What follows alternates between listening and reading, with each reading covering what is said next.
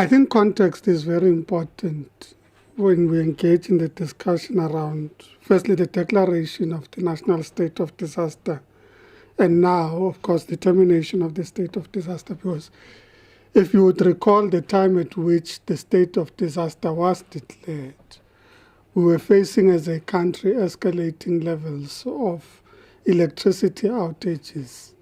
And these were for longer periods on a more daily basis and required immediate interventions. But when a state of disaster is declared, it is subject to continuous review and assessment by the ministry.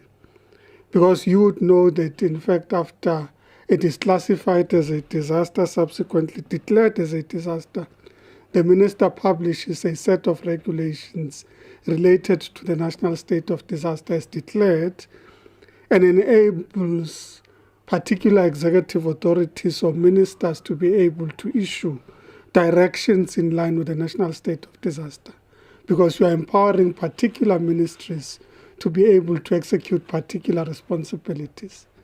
Now let's look at where we are today. There's a new executive authority that's been established that's focused on electricity in particular and addressing the issues. So it's important to be in continuous engagements with that ministry to determine whether you need additional powers to be able to execute your responsibility. And the reality is, on the basis of that review, we've determined that you don't need extraordinary measures to be able to intervene.